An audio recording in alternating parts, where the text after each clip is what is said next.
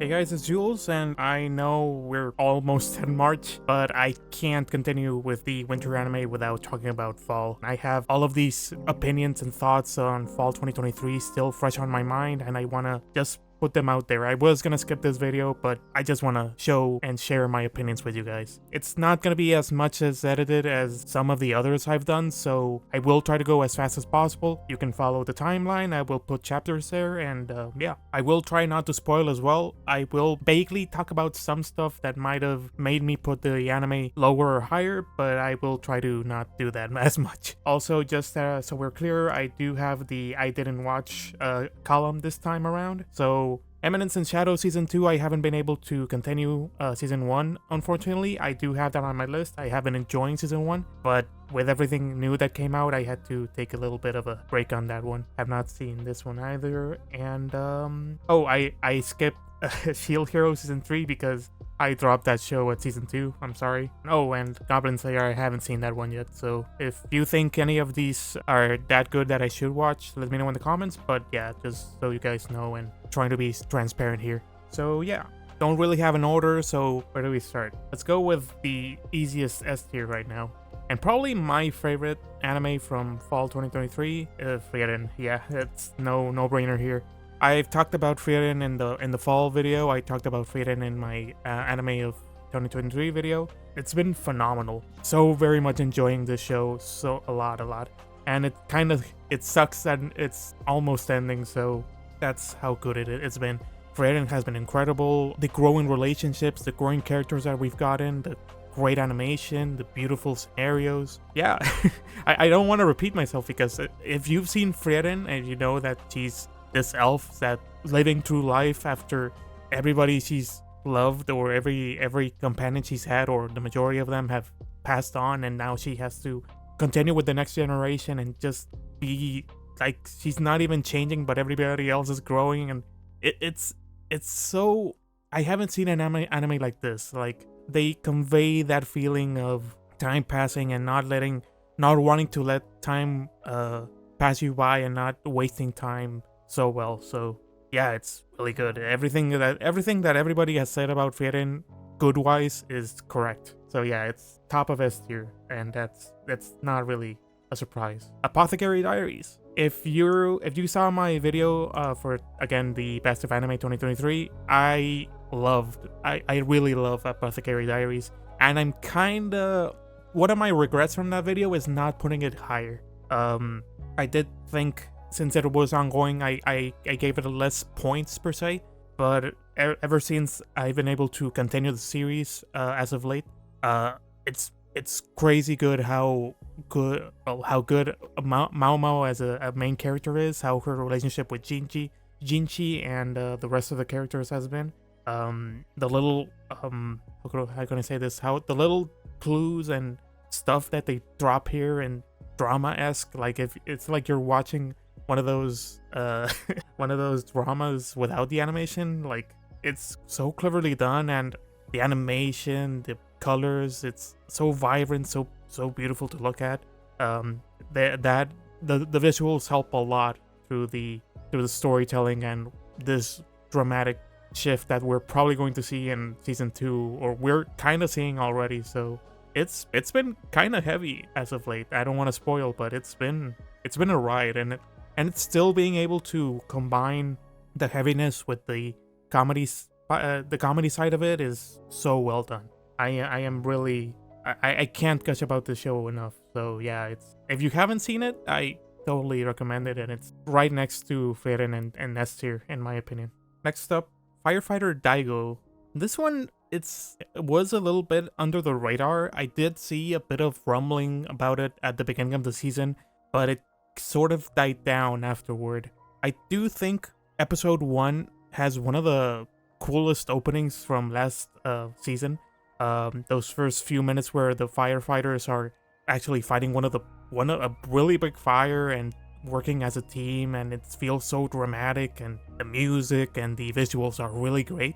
And I was really looking forward to the show after that first part of the episode.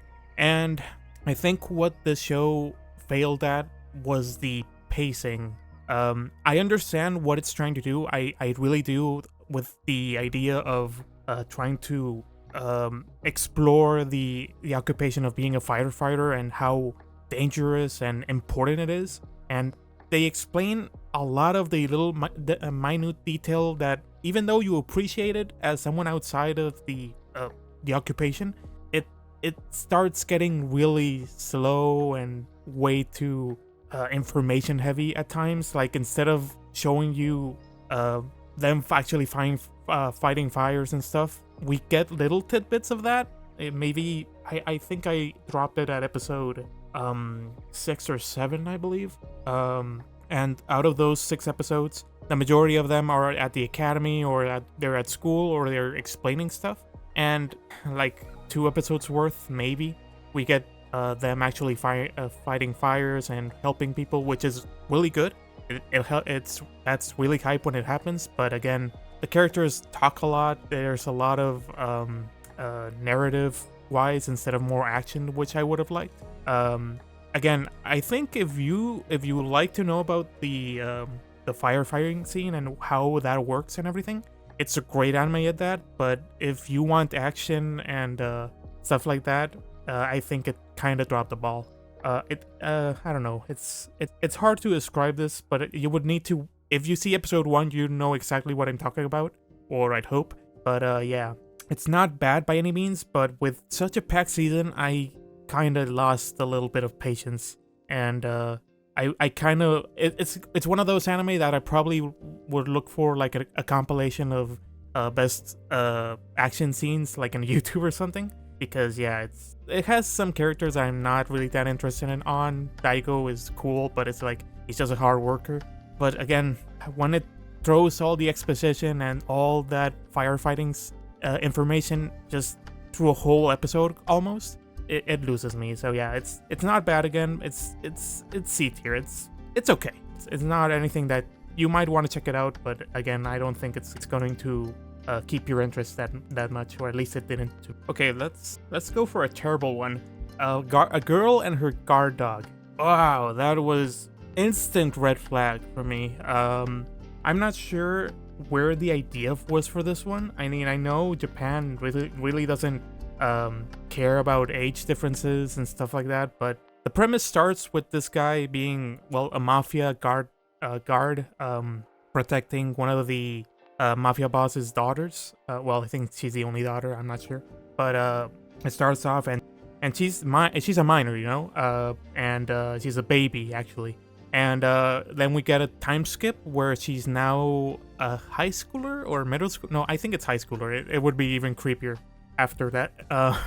But and then they she kind of has like a crush on him, which, okay, weird. He's kind of like an older brother almost, but okay, I can understand her mixed feelings, or her feelings, since he's a high schooler. But the other guy, the guy, he doesn't outright say that he likes her, but since he's quote unquote protecting her, he starts stalking her. He goes into her school, even though he's twice her age, kind of. I don't remember the age difference anymore. I think it was at least 10 years. He almost like 30 years old, and she's a high schooler. So like, why the hell are you at this school, you know? And he doesn't allow her to talk to other people. He doesn't like her talking to other guys because he feels jealous, and it's just so icky. It feels so wrong, dude. It's an anime that shouldn't. It's a premise that shouldn't have been animated, you know? I don't remember who animated it. I'm going to bet it's Project Number 9, but I don't think it is. I think Project Number 9 did another one that was way better than this one. Don't fact me on that. But yeah, I honestly did not like this show. I felt really bad watching this. And there are a lot of really bad shows this season, but this arguably might be the worst one. So yeah, this is straight up F2. Changing gears, I'm going to talk about My New Boss is Goofy. Again, this is another show I talked about in my fall video, and I thought it was actually pretty good. The only problem with it would be that it is, imagine the Keep It Cool Guys anime, where the four guys are just being clumsy and being really funny about it. And I enjoy that one. This one is sort of like that one as well, but it does tend to go into more boys love territory, so I'm not into that as much, to be honest. So I do appreciate when an anime is really wholesome, it's feel good, because this is one kind of like the black cat with the girl. I forgot the name of the anime. The cat that protects the girl, the giant cat from Summer.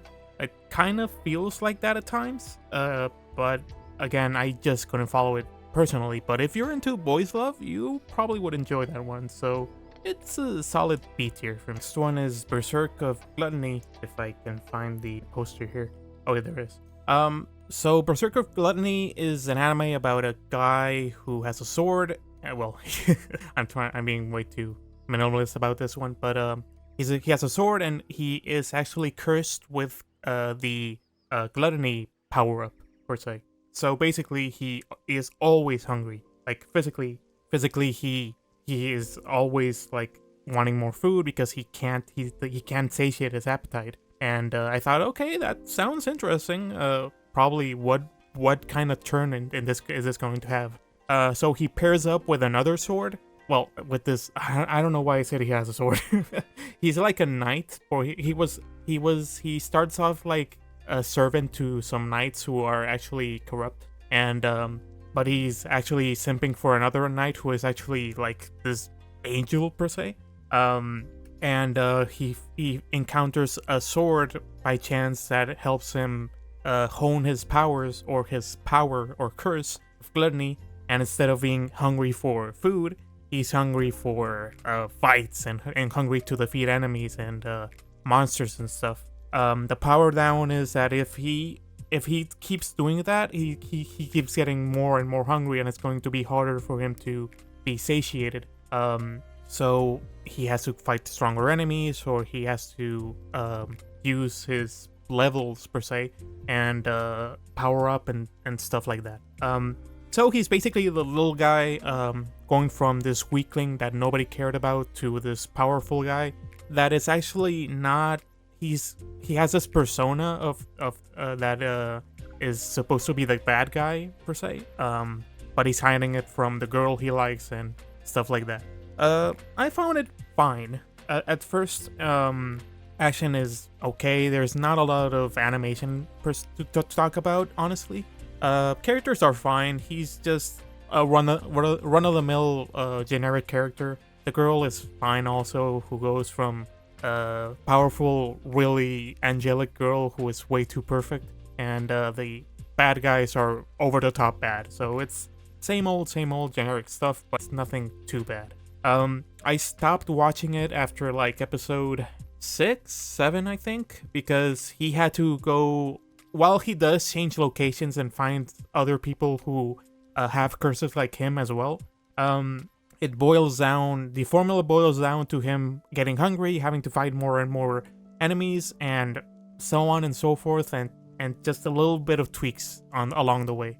And again, with the season being this packed, I honestly didn't mind missing the story, because there wasn't really that much of a story. So, and again, the action wasn't that great to keep me going.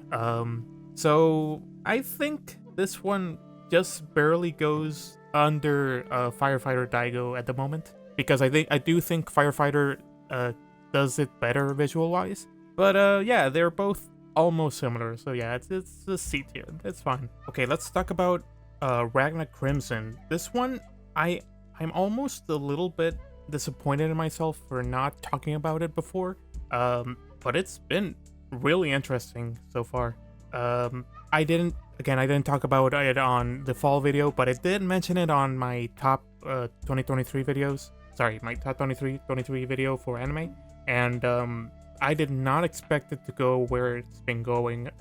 Say, I'm trying to find it on the list. So I mentioned it because I felt that the show wasn't on my fall recommendations, because it did start a little bit too edgy per se. I did feel it's gonna be one of those shows where the protag is living his happy-go life, and then all of a sudden, war with dragons appears. Well, this is what happens, and he loses his everything, and now he's going to be the grungy, edgy guy who is going to swear that he's going to protect everything and stuff like that.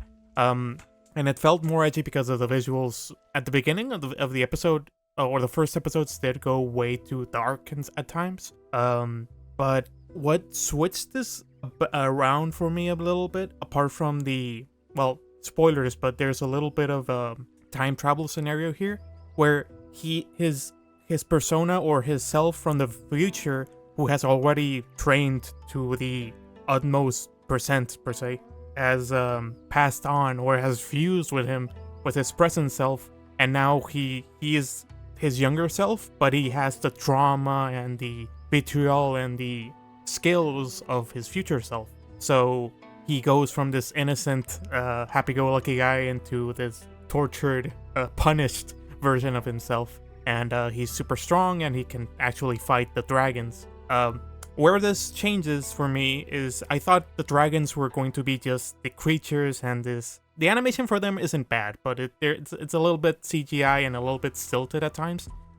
Where this changes is that the dragons actually have like bosses and people per se, like personified dragons, that are actually the last bosses of all this. And there's a mage or a witch, or I don't even know how to describe this guy or them, because I don't think they have a specific gender, where they team up in the future with the protag, but they have like all these connections and underground connections, powers, mind control and stuff like that. I don't remember the name. I don't even want to even botch this up, but it gets so interesting because they act like this psychopath, but they are supposedly in favor of humanity surviving against the dragon kind. And this duo of the musclehead, kind of bonehead, like fiery guy with the tactician crazy person, works really well. And just not them. We get more and more people in this scenario. The knights from one of these big cities. One girl who was born with no limbs, but somehow actually has psychic powers like Magneto, and she's one of the strongest knights out there, which is one of the craziest character designs I've ever seen. But she's also like a tsundere, so I don't know how, but I'm enjoying it so much. I'm enjoying her so much. The dragon kind, the evil people, the bad guys in this scenario, are actually so interesting as well. They're not like there are like personalities you've seen before, but they work so well and they're actually developed. You get to see both sides, and I'm not gonna say that you understand what they're doing, because they're actually super evil and they're actually doing this just because they're evil as heck. But they're, again, the development of them and seeing their powers are so interesting, and their past and stuff is so cool, and the action is creative and nice, and not the best animated of the season, but it's up there. It's actually up there. So I was really surprised and kind of bummed that I didn't give it more praise in the fall video. So I honestly would recommend this enough. What holds it down from going to S tier for me, though, is a little bit of the pacing. I do wish some of the over explaining, because they do have to explain a lot of the powers and the situation and how this kingdom, or how these dragons are made and stuff, and that does get a little tedious at times. But when they go into the action and actually explore the personalities without overbearing you with the details, it's really good. So yeah, I would say it's a solid A tier. So if you skipped it for whatever reason, I would actually tell you to check it out. It's still ongoing, so I've been having a lot of fun with it. And on the other side of the spectrum on these kinds of anime is Kingdoms of Ruin, which, man, I was afraid this was going to be super edgy and just in your face about it, and it actually was.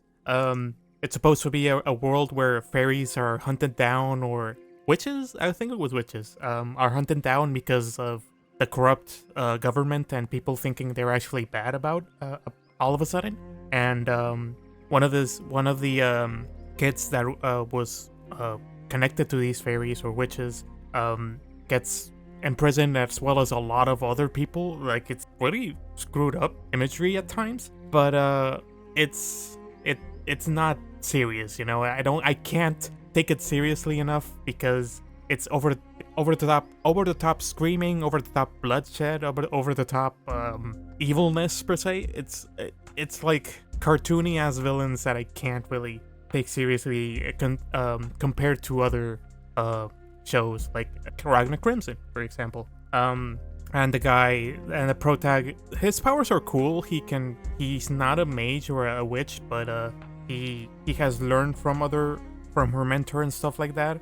But even though they throw out insane imagery with the powers where they level cities and stuff like that, I couldn't get into it at all. So I don't know, I can't really explain more that it's so edgy and so in your face about it that there's not much I actually could enjoy about it. So yeah, it's not terrible. I wouldn't put it at F tier, but it's down there at D tier, you know. So yeah, it's going to be tough to get it out of there, you know. Okay, I have a lot of like filler ones, so I'm going to speedrun a little bit. Kawagoe boy sing, or like a choir of boys. Yeah, really empty show about some kids who actually can sing, or they can reach a certain note. So one weird guy tries to put them in a choir, and yeah, not like a bearing feeling anime. Not enough, nothing to point out about, like no personality, no actually good music per se. If I remember correctly, animation is meh. The characters are nothing to be honest. And yeah, if I remember correctly, the professor gave me a lot of weird vibes. So I would put it D tier, but I think at least the Kingdoms of Ruin has some good stuff. So I'm putting it at a top of F tier for now. You know, Paradox Live, the animation, one of those anime where a music anime, did actually start interesting with it's supposed to be a rap battle like world where there's a big competition where there's rap battles between groups of 2 and 3 or stuff like, or actually like there's a group of like 5 people. So I don't think it's actually fair. I think it's based on a game, if I'm not mistaken, and when they battle, they're supposed to be like this drama part where in the future they have like, how can I say, like special effects implanted onto their bloodstream or on their bodies, and even every time they use it to rap battle, which, why would you do this? Every time they do it, it actually hurts them, or they get like high per se, and it's like if they were on a very heavy drug and they're getting flashes and they start hallucinating and start going crazy, and they explained it like this is the evil part of the entertainment industry and the rap battles and stuff like that, and like they do it because of money and stuff like that and fame, but it also feels a little bit hollow because why would you do this just for rapping and stuff? And the special effects are fine. I think if I'm not mistaken, the animation is CG, but it's actually not bad at all. What puts this lower on my list would be that it's very repetitive, and they try, instead of focusing on the main characters, which they kind of do, every episode focuses on the rivals they're going to go against, and they have like a showcase of who they are, their personalities, and we end the episode with a rap battle. And I'm not even that big of a rap fan, but if you like Japanese rap and you can stomach some mediocre to decent story, it's fine, but it's kind of like lower C tier. I have to look this one up, but it's KamiErabi, which is supposed to be like this show about an evil app or a game that if I'm blacking on this show so hard, but there was supposed to be like an app that let this kid make a wish per se, or it was like one of those wishes where you ask for something but it screws you over, and it starts into going into this killing game. And again, just like the other one where with the witches, it goes super edgy out of nowhere. And what even puts it lower than that, it's the animation, dude. It's one of the worst CGI animations I've seen. And we've come so far with CGI animation, which I've been really overcritical with in the past few years, but we've gotten so much good stuff with it. But this one is just an example of how not to do it. If this, I don't know, it's really bad. If it weren't for the guard dog one being so cringe-inducing because of the message and the story and the cringy age difference and stuff like that. Sorry if I'm saying too much. But this one would be the worst. But it's next to the worst one from this year. So KamiErabi app, honestly, it's F tier. It's really bad.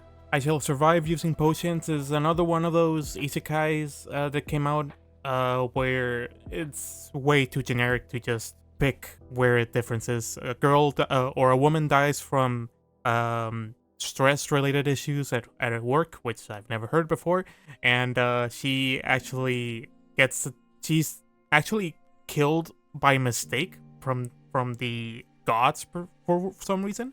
And she chooses to go into a different world, and she chooses her overpowered levels and stuff, and she can disguise herself, she can sell stuff, or she can do potions, because she's supposed to be really good at doing that. Hence the name.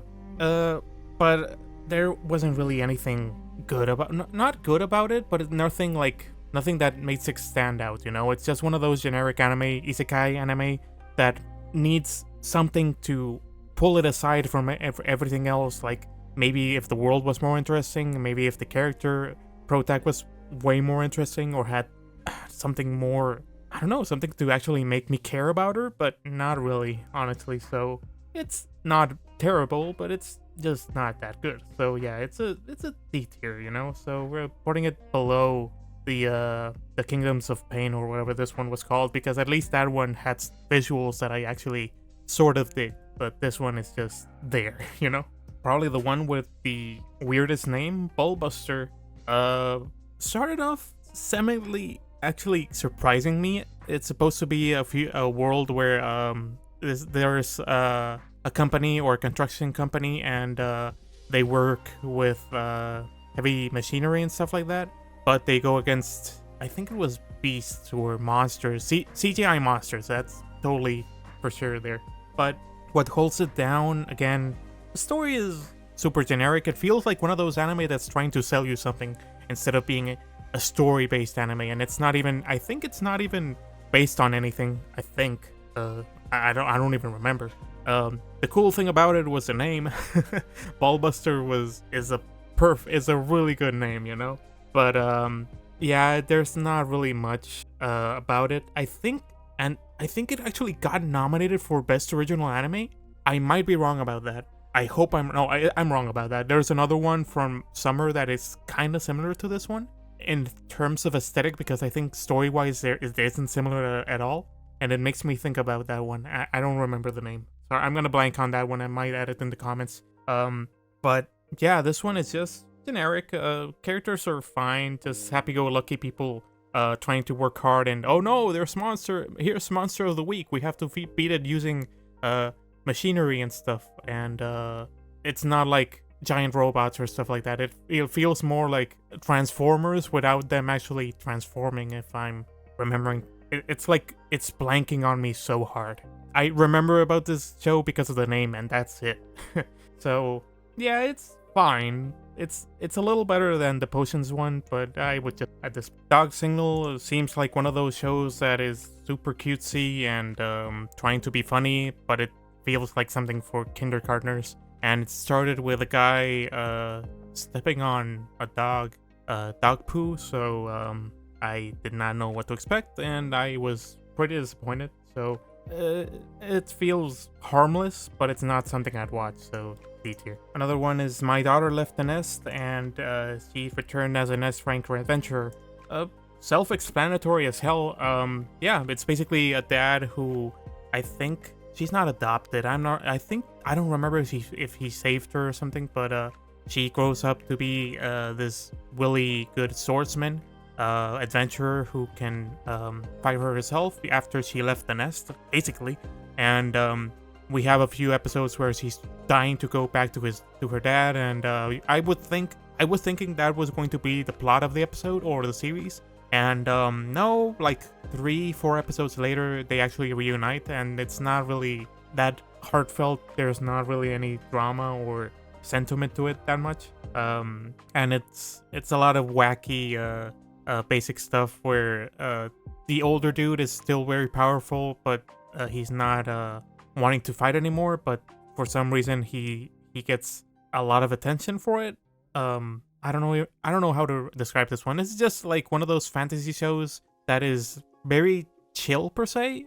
It does have action, but the action isn't that great. There's nothing to note about it, and characters are just meh. There isn't really anything to say about the girl, and the dad is like, he's a dad. He feels fine, but it's not like anything that's gripping me to continue the show. I think I dropped it at about episode 3 or 4. So yeah, nothing to rhyme home about. I wouldn't put this as high as C tier, honestly. I would put it at top of D tier for now. Okay, so I've been talking about some random ones, but let's go into, I don't know, maybe sequels. Dr. Stone, the Stone World arc, I think, part 2, season 3, right? I think it is. Really good season. I mean, really good part 2 to the first season, and overall, this was a really great season of Dr. Stone. I'm really impressed how they've been able to combine all these characters they've been able to recruit and still give each of them almost, not every episode, but all of them have this moment that makes them still like feel welcome in this world. And there's no one that's been just on the back burner, not just like waiting for screen time. Everybody has some screen time. There are others that actually have more, like of course Senku and the original village people, and the tactician and all that. But yeah, it's just really good storytelling, really great characters, mystery that I've actually really enjoyed. I actually been every episode I've been like, how are they gonna explain this? Who is this evil entity that's trying to screw the world per se, or who did the whole Dr. Stone thing? And this new part of the world they go to and what's going to happen next has been so enjoyable. This is one of the few shows that I was able to just leave everything and just follow it week after week because I was enjoying it a whole lot. So yeah, I wouldn't per se put it at a S tier because I do feel that sometimes the animation is could be a little better. And some of it takes I don't know. There's some part of the story that I wouldn't put at the level of like Frieren or Apothecary Diaries per se, but it's way up there at A tier at the moment. So yeah, I would put it easily over Ragna Crimson. I think both of them deserve a lot of praise. But Dr. Stone at this point, being season 3 part 2 and still being this good, kudos. I am really enjoying it, and I think the next one is the last one. Or so I've heard, so I'm so ready to see what's next after that big reveal. Let's go with Spy Family, season 2 part, or is it just season 2? Yeah, season 2. Again, I've been really enjoying Spy Family. I think a lot of people might have not liked the season as much as the first one because it started off with the side characters. So they went off with Anya's the rivals, and then we went to Lloyd's co-workers, and then with Yor's brother and stuff like that, and we had those episodes. But each one of them were still interesting, and some of them were actually really emotional and really nice to look at. But I do think it was like 3-4 episodes before we got into the next arc with Yor, which was really Yor-centric, which I really appreciate. And I did see those comments, people being like, what is it, like side quests, a lot of side quests? And yeah, we did get side quests, but each character in this world is very interesting, and I really enjoy seeing them, even if they're not part of the central family, you know? And then we got Yor, and we needed a lot of Yor from, we were missing a lot of Yor from season 1, where she actually fought for herself and stuff like that.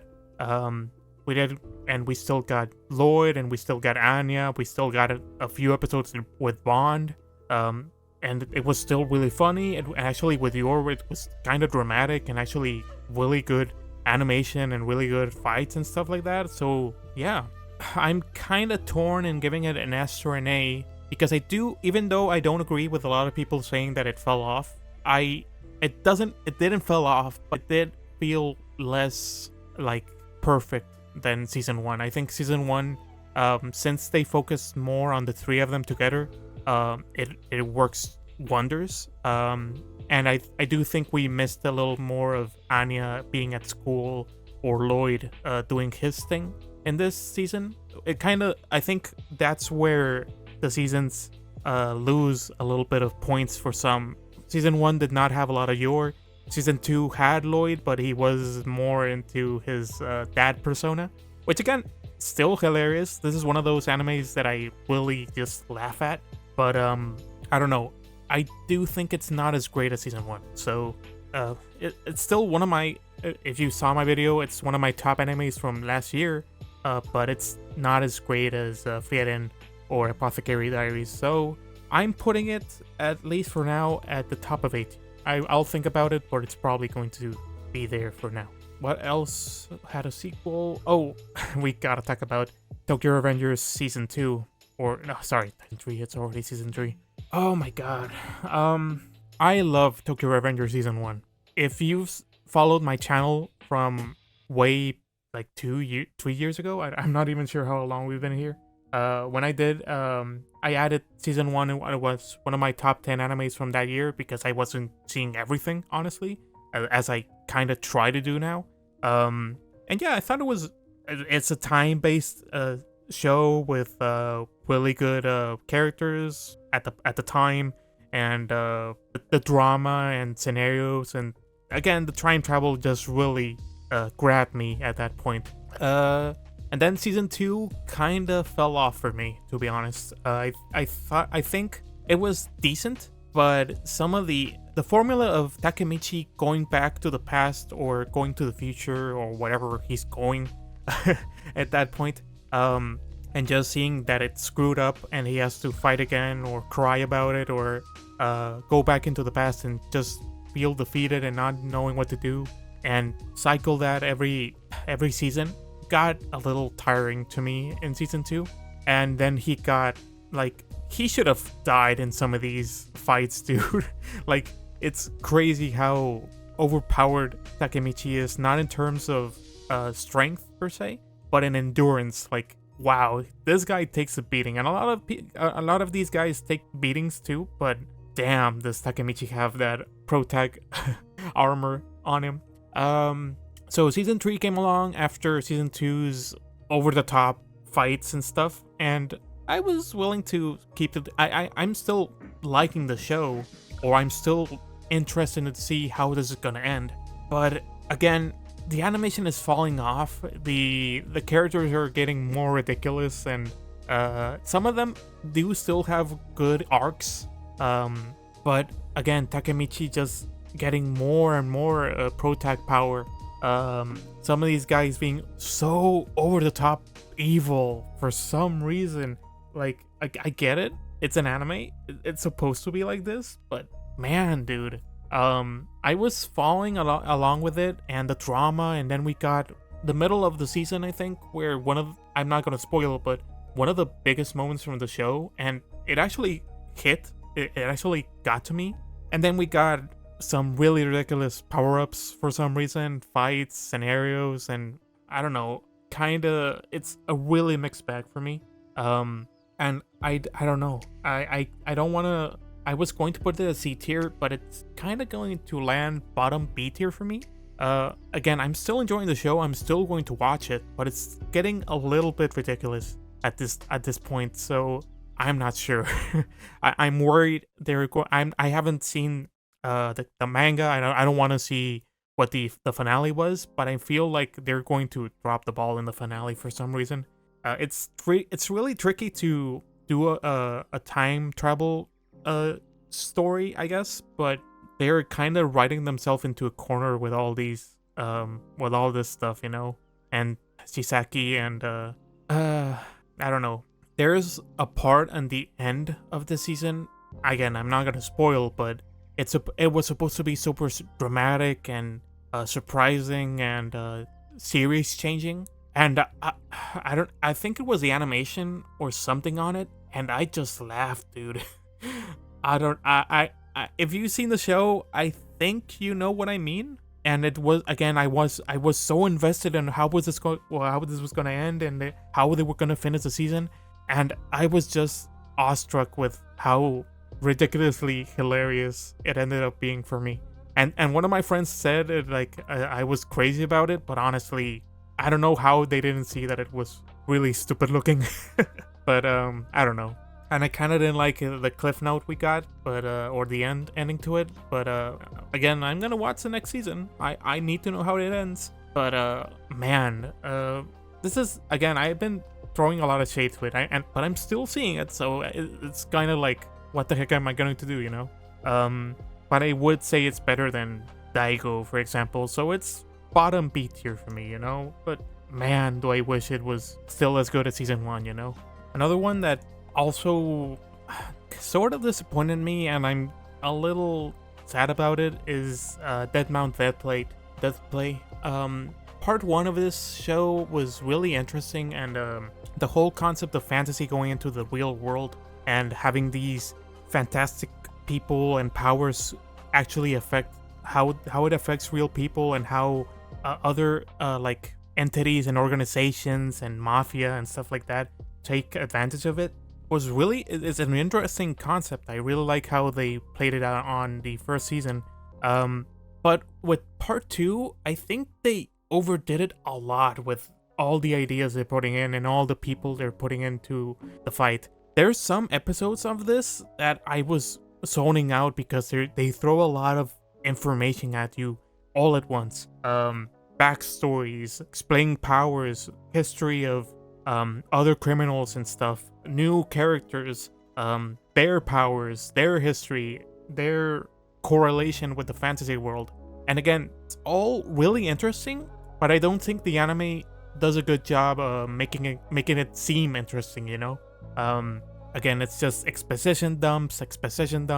Then we got some cool moments, magic and stuff like that, fights whenever we get them. But there's a lot of concepts that don't really translate well, I assume, from manga to animation. Because, again, when they do some really cool imagery, it's there. But when there's fights and when there's stuff like that, it's not as great, you know? It's tough to explain it without bashing it too much. Because, again, I really enjoy the story. I really like the characters. It's way crazy out of nowhere, but part 2, there was a lot of parts where I was zoning out and I was losing it a little bit, and I was losing a little bit of interest, and I don't think it landed the season finale per se. I'm not sure if it's going to continue, actually, because I did see a lot of people talking about it at first, but then it just went out of the radar all of a sudden, so it's tough. I don't know. I wouldn't, even though I do think Tokyo Revengers fell off, I don't think this is at that level anymore. But I still like the show, so I wouldn't put it at Daigo level, so I do think it's lower B tier, just below Tokyo Revengers. But I really enjoyed it. I was having fun when they were creative and when they put in, again, one of the greatest characters in that show is the freaking magician, which I don't even know if he's actually magic or not.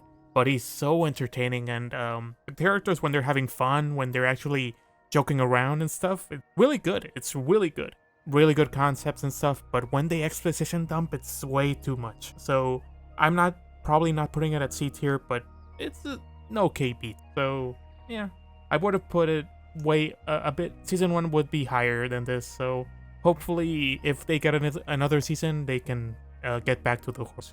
Okay, I think those are all the sequels. So let's go to Scott Pilgrim, which in fact is an anime.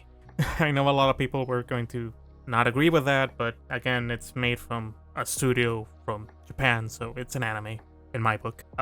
Really well done. I didn't mention this on the fall video, but I was one of the people who were worried that since it was just going to be a remake of the movie and just animated, which is fine, I wouldn't complain about that. The movie is really good. I am a fan of the movie. But after episode 1 and then what we got after that, I was really pleased with what they did. I like how since Scott is the main guy in the movie and they do whatever they did on this one, I'm trying not to spoil, but there's a twist in episode 1. So now we get to explore the other characters, the evil exes, the side cast. It's really well done. It's really well scripted. It's something that I would believe happened in the movie, sorry.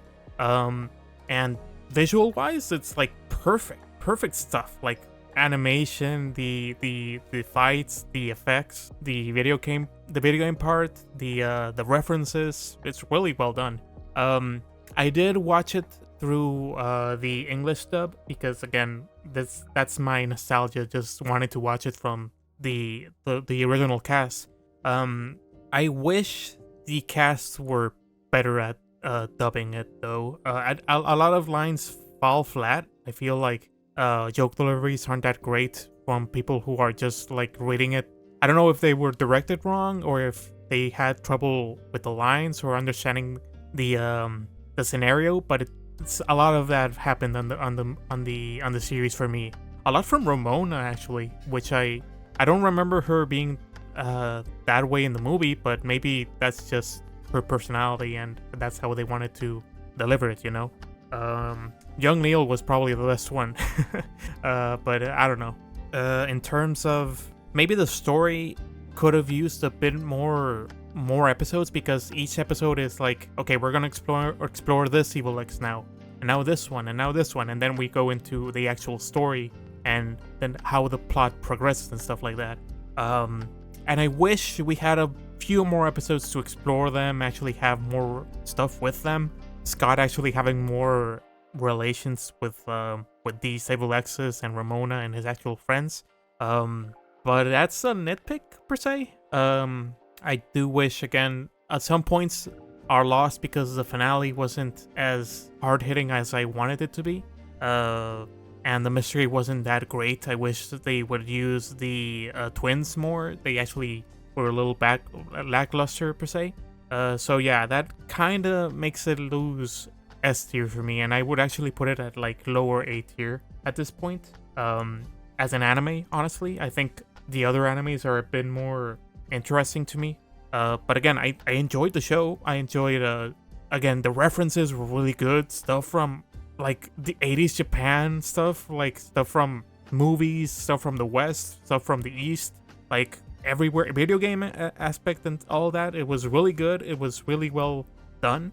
And if you're a Scott Pilgrim fan, you're gonna like this. So yeah, not a lot to say bad about it, but I would have wished it was a little stronger, but still really good show. So again, A tier. Then we got Shy, which is, I thought it was a really surprising concept. Well, surprising in the sense that we got another superhero show after like My Hero Academia, and it started off fine. I think, well, it's a girl who has these powers, and this is supposed to be a world where, again, like Hero Academia, there's random heroes out of nowhere, but not all of them have powers per se.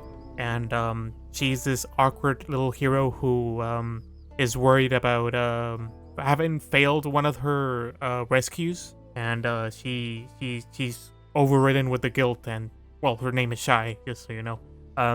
Animation wise and design wise, I think it's good. I think it's really interesting to see and to watch the details and the costumes and the powers.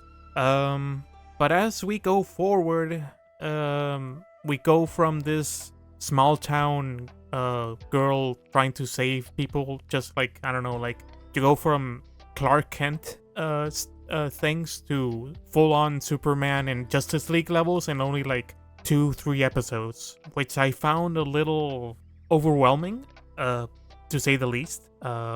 She's entered into like this league of superheroes, and there's like an evil villain that's preying on her emotions, which screws with her powers for some reason, and I didn't buy it. I don't know, I didn't feel any connection to the hero. I didn't feel any like interest in the drama or in the powers after that. It felt weird. Like a lot of people brag or hate on My Hero Academia because of the whole feelings and Deku being a crybaby and stuff like that, but this is like actually what those people are talking about. Like they take the emotional part of it way too seriously, and it's actually a part of the story. And I don't think I didn't find it fun. I didn't find it like that interesting. So it's just take it as like a generic show to its core. Honestly, I honestly I can't really remember that much apart from that. But visually, it's fine. So if you're a diehard superhero fan and you wanted more of that in anime, maybe.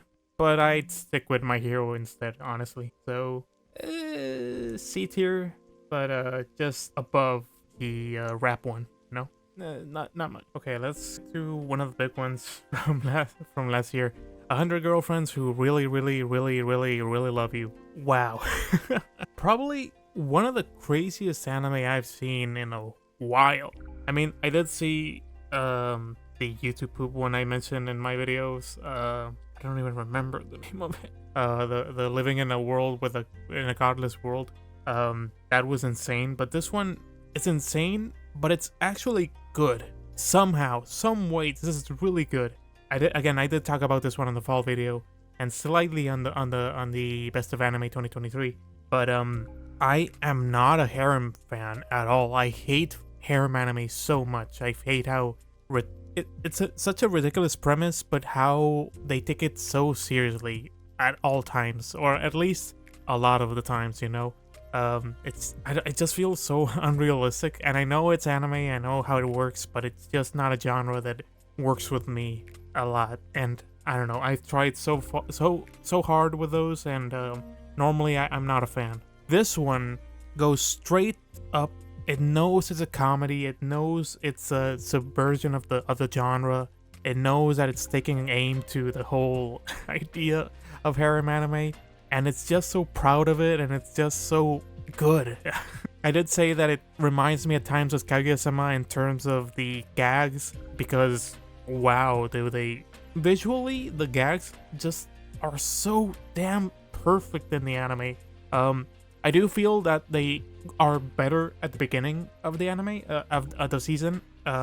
First half, the gags are flawless with just the tsundere and the crazy horny one, and they deliver just so much with the faces and their reactions and punchlines and all that. I think episode 1 or 2 was the one where the protag gets hit in the eye, and it's just and the eye is still like screwed up minutes later, and it's just that attention to detail animation wise just made me love it so much, and I was laughing so hard at it. And the characters are really good. You would think that with a show with so many girls and really blindly in love with this guy would not make them interesting or make them run-of-the-mill, honestly. And no, they're really good. I would say the standout or my favorite is the tsundere, but that's just me and my preference. But all of them are really fun, and I like them a lot. The bookworm one, the pink-haired horny one, the scientist one, and stuff like that. And the perfect one per se, and the robot one. And the protag is just perfect. I mean, he takes this so seriously and is so pure and actually willing to divide his love and his life for all these girls, and you take it seriously in the sense that he takes it seriously, but you know this is all just laughing it up, and it's just so fun, so freaking crazy, and I loved it so much. I do think it did start losing me a little bit in the last arc though. I would say it's perfect. It's an S tier before that, and maybe that arc, and something with the scientist girl doesn't hit as much as the first parts of the season either. Which I'm kind of worried that's going to happen with the rest of the show. Which I do think they already have a season 2. Like, how are you not gonna make a season 2 of this? I think what worries me for the future of the show is how they're going to keep the other girls and the new girls still at the forefront. They would need to do something like Dr. Stone, where they have all these characters and still have each of them have their moment and stuff like that, which I think they are able to do. But each girl keeps getting weirder and weirder, and I'm not sure when we're gonna hit the bar and when I'm gonna to just hate, just not going to fly with some of this, because some of this is a little cringe-inducing with, well, spoilers, but the MILF. But man, dude, I just had a lot of fun. One of the anime that I had the most fun with comedy-wise from last year. Yeah, it's really good. It's not as great as S tier, but it's definitely up there and on A tier. So I would put this at A tier, just below. I would put it below Dr. Stone and Spy Family, but over Ragna Crimson. But again, I really enjoyed it so much. I'm looking forward to whatever girls we're getting next, because damn. And just to note, I know it's super fan service heavy, and I famously have not been really with that, but when it's fan service but it actually keeps being funny, I am all on board with that. When it's just fan service for just being fan service, which it's just for the horny, I'm like whatever. But when it helps punchline the jokes and makes me laugh, A plus there, dude. There's a couple of other ones that go insane too. Real quick, Undead Unluck. I did speak of it on my top anime of 2023 and on the fall video. It's so well done. I've been missing something like this, like something. I know we've gotten a few anime that have the feel of like Kill la Kill and are unapologetically like crazy, but have this really interesting world and story and development. And I think Undead Unluck has that beautiful, like, I don't know how to say it, like, balance of wacky and crazy with really good visuals and a story that actually makes me care about these characters. I'm actually intrigued about how this world and how the rules and how it works. It's really good. I mean, it takes the idea, or it takes like the angle of, again, My Hero, where everybody or some people randomly get powers, but these powers actually come from like, I don't know how to explain, like a specimen or a type of alien that's actually screwing the whole world over. And these people, I don't want to spoil, but Undead and Unluck and other people who have these powers have to fight and actually regain some sense into the world. And how I don't know how they would even explain this, or how they did explain this. But how some fights or some missions they have can screw the whole world over, or change like laws of physics or laws of common sense or people's like knowledge or stuff like that. It's really damn interesting, and there's details in other episodes that get revealed on why that is later. Again, no spoilers, because I would advise you to see the shows. I mean, if you liked the craziness of episode 1, where Undead is like naked and getting chopped off and just regrowing his limbs and stuff like that, it's there, it's crazy, it's there. There's a lot of like craziness to it, and it's not gonna stop. But if you're interested in a world, in an anime world that's really well developed, that explains the wackiness, and it actually has a very important scenarios that change the landscape of stuff, change the pacing of certain characters, change what they're going through and stuff like that, it does that super well. And it's been a while since I've seen an anime like that. So I'm really impressed with it so far. And I've been enjoying it so much. So yeah, it's an S tier for me, and it's not as good. It's not as great as the other ones, but it's still S tier, and I really hope it gets more traction because I'm just really impressed with how well developed and so much creativity in one story. You know, it's pretty crazy, and I love how the animation just helps and it just helps show the story and how detailed it is. So yeah, I'm gushing about it a little too hard, but it's really good. I really enjoyed it so far. And another one that's actually pretty crazy too was Under Ninja. Might get a little bit of flack on this one because I've seen a lot of people actually praise it and how like over the top and crazy it is and how interesting it's been. I honestly couldn't get into it that much. I don't know if it's a genre. I don't know if it's way too out there for me. The idea of ninjas being actual like an entity in this world, but supposed to be secret, and there's so many of them. It's actually pretty crazy. And our pro tag is this Slav of a ninja who is actually really good for some reason, but how he focuses on, I don't know, some of the most dumb stuff like panties and following and harassing his the guy who he owns rent to, and other ninjas and stuff like that. It's a really weird concept, honestly. It's one of those shows that I don't think are easy to explain, and I wouldn't recommend. At least if you see episode 1, you'll know what I mean.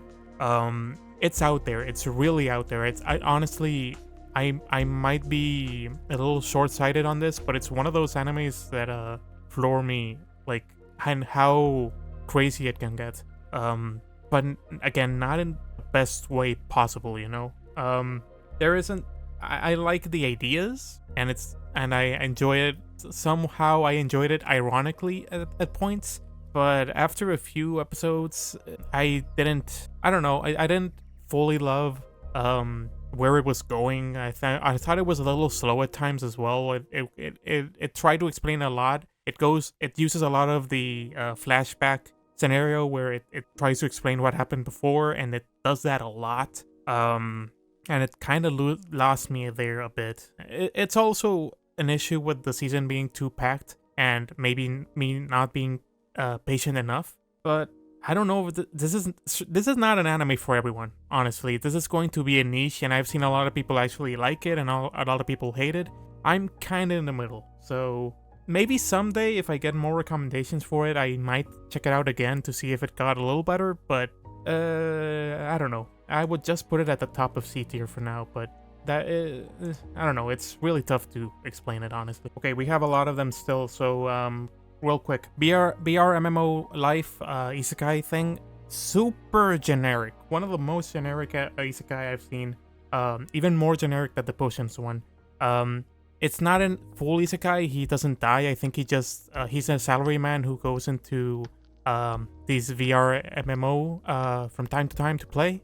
But it's what Shangri-La Frontier does great, this one does not.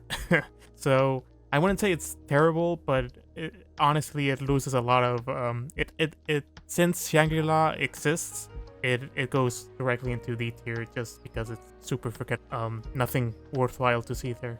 The other one that I did see is Goodbye World, I think it's called. Another video game one where they just it's supposed to be a family that don't know they're playing with each other in a kind of like Sword Art Online thing.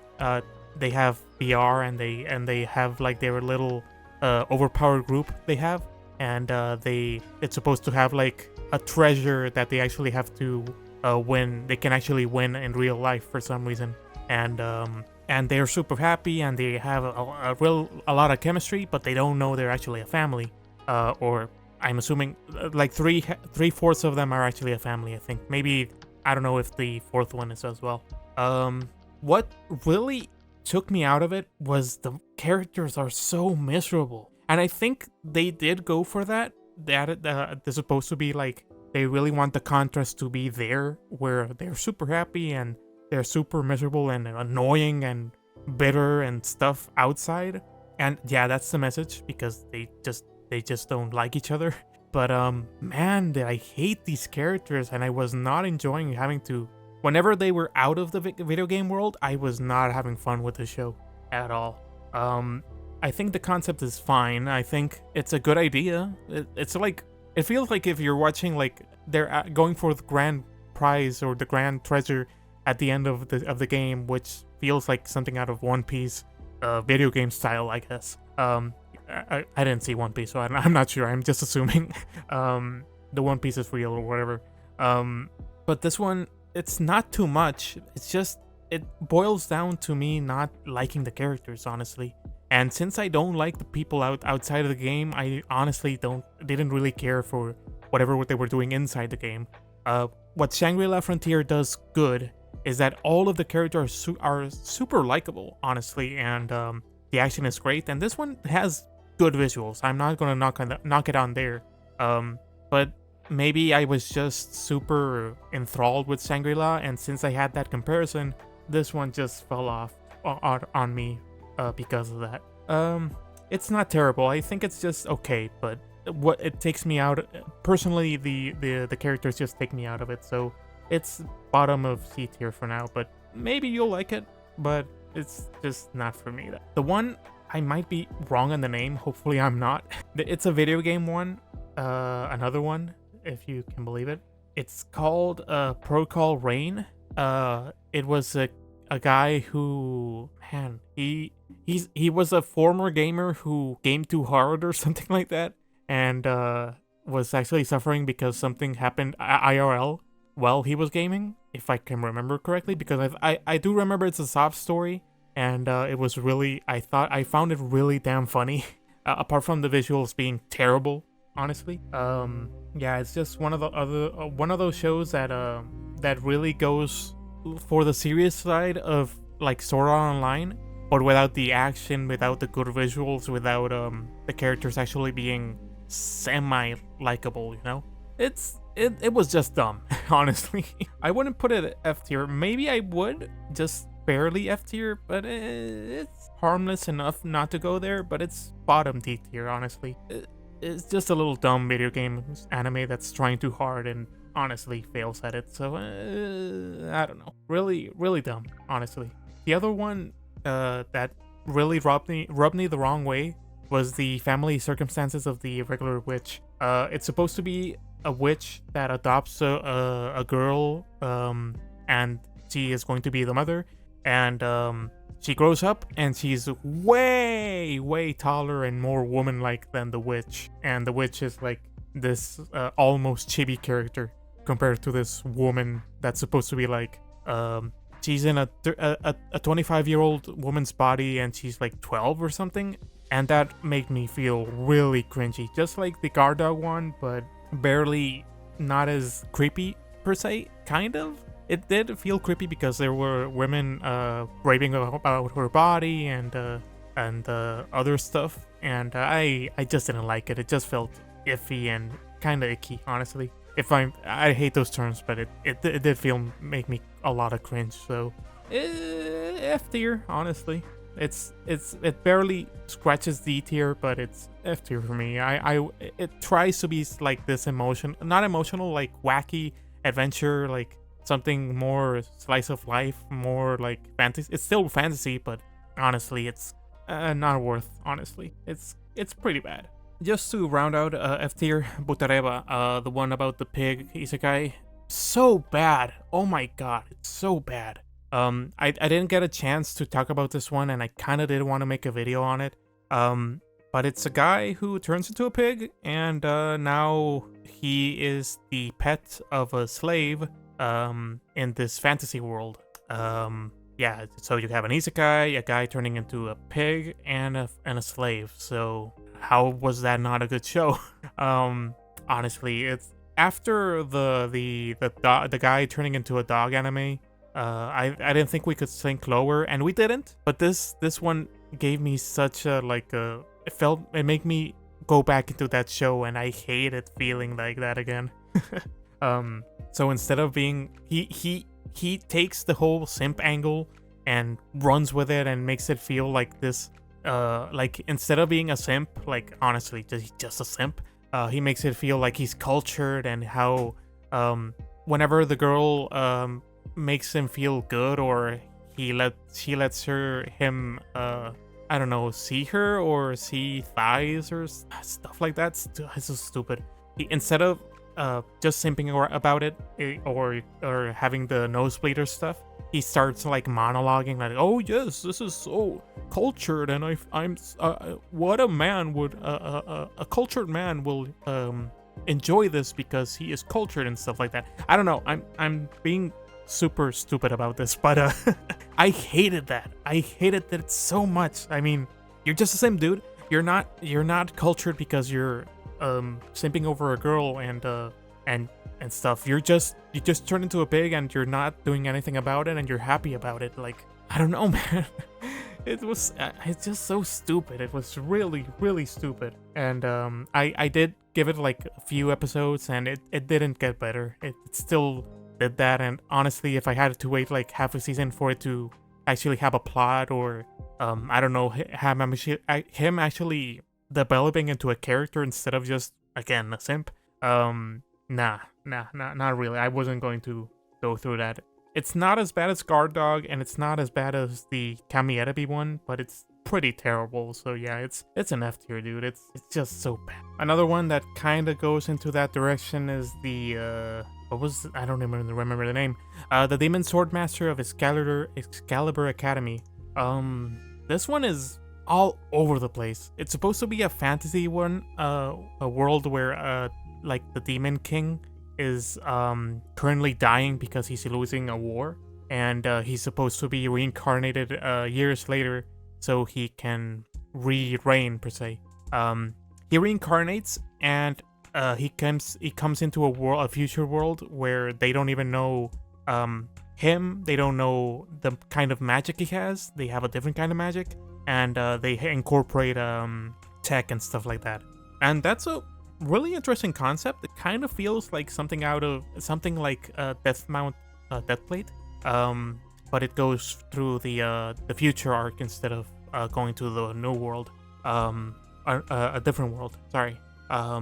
And what holds this one back is the characters. Honestly, the characters are the ones that screw this whole story over.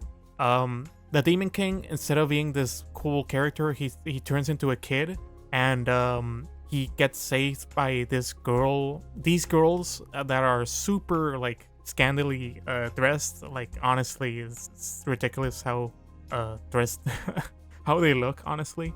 But they're capable characters and stuff like that for the most part, when they're except when they're not for the plot. And he, since the Demon King still has his like adult mind, I don't get why he gets nervous around them. There's a little bit of an explanation because he's like socially outcast, but honestly, it's not that explored. He's just embarrassed all the time around them, and I hate it. Like, there's no good explanation for him to be that way. And it's, again, the show is unapologetic. It goes for the fan service, and that's what honestly puts it down for me.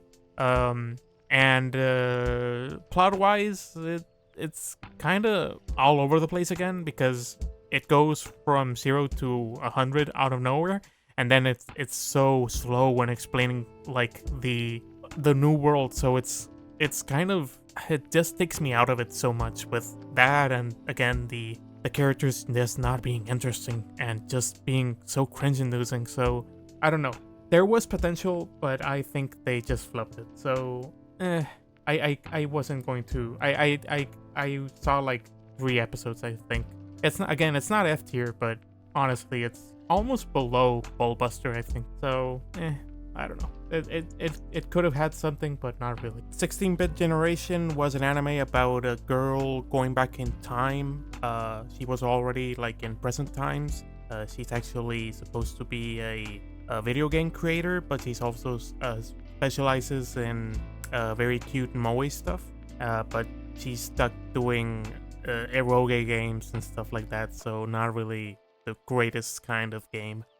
So she travels back to the 90s when the boom of 8-bit 8-bit, 16-bit kind of games were coming up, and computer game and DOS games and stuff like that.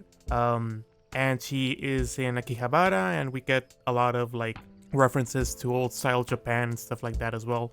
It's a really interesting idea. I really like that they don't shy away from actually showing real anime, present anime, like out of nowhere we have Licorice Recoil and stuff like that.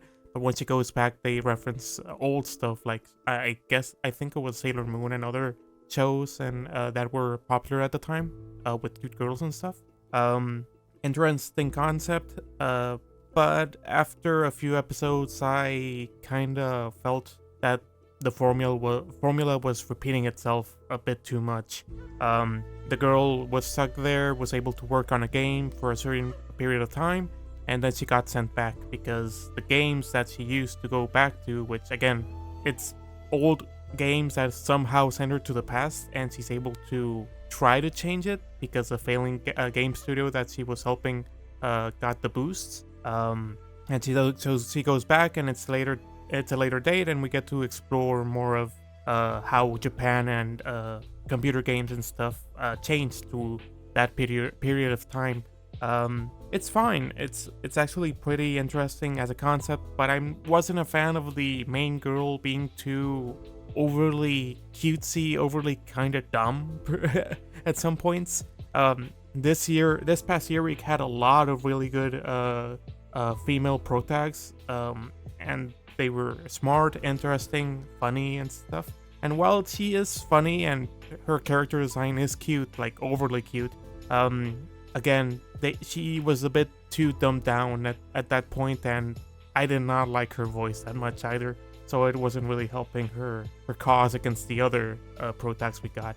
The rest of the cast is fine, just like a basic slice of life kind of cast, and we got the time travel aspect to it, but it's not as gripping or interesting as other time travel shows I've seen. And even if I'm a fan of it, I wasn't fully on board with the show. So it's not bad at all, but it didn't hold my interest that much. So I'll keep it at C tier, right below Under Ninja. Okay, I had to talk about this one at some point, but Overtake. Again, I've talked about this anime before, but I think it's one of the most underrated, underappreciated animes from 2023, easily. I think it got overshadowed a lot from MF Ghost also being out, and it being the spiritual successor to the whole Japanese thrift series we got before, and I think a lot of people got nostalgic about it. Even if I wasn't into that show before, into that series, I liked MF Ghost. I'll talk about it next. But even if MF Ghost got a lot of the super hype moments from the phrases and the Eurobeat and stuff, I think this show easily clears it in terms of it being a show. Apart from the cars, we got great characters, a really good story, emotions, and the animation was actually better. I mean, this MF Ghost has some really good car scenes and the races and stuff. And maybe we don't get enough races on Overtake, but Overtake uses a car scene and the races not just for the race itself and all that, but we get character development and more relationships ongoing and stuff like that. I don't know. The show is not even only about the racer, the kid racer, who is actually a really good character as well, but the photographer that this kid gets acquainted with, and his storyline about the earthquake that hit Japan, like 10 years ago? I'm not even sure on the date, 2006, and that caused the huge and unfortunate tsunami and everything we all know about. And him getting like his storyline with this and how it affected him and his career and his personality and his ability to take pictures, and him being able to heal because of seeing this kid's tenacity and hard work to be like a really good racer, is so emotional. It's so uplifting, and it's also really shocking as well. Episode 9 of this show might be one of my favorite episodes from 2023. in terms of emotion, and animation, and storytelling, and the shock of them recounting the what this really good character lived through.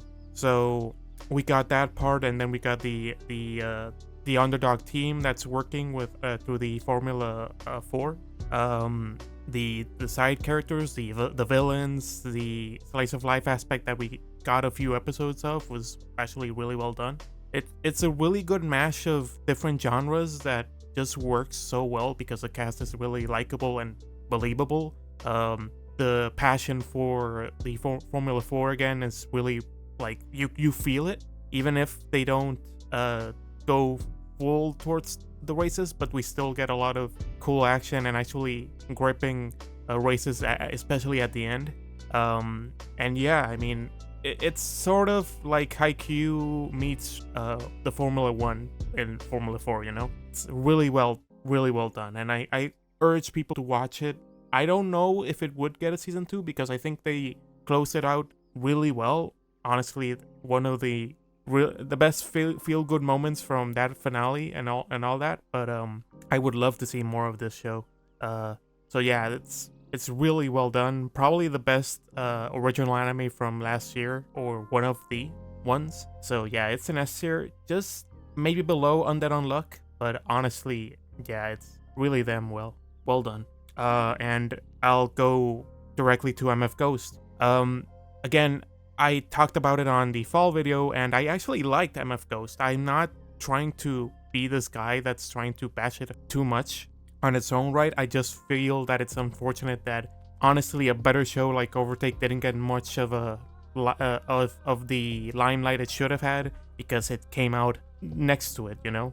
The races, and it works well with multiple episodes focusing on one race and the main protagonist, which is also like in this newcomer / underdog story, since he's a new guy into this whole drag race urban style in Japan. Really cool idea. I can't lie about that. And again, when they hit the soundtrack when they're racing, and we get a really cool moment where he has to figure out how to work the terrain, or how to work with his underpowered car and beat these Ferraris and stuff like that. Like, it's really cool. It's really hype when that happens. But this show really gets held back a ton when it's out of the race scene. We go back to the characters, and the main guy is a blank state. Honestly, a blank state. Like, there's nothing to this guy that's interesting.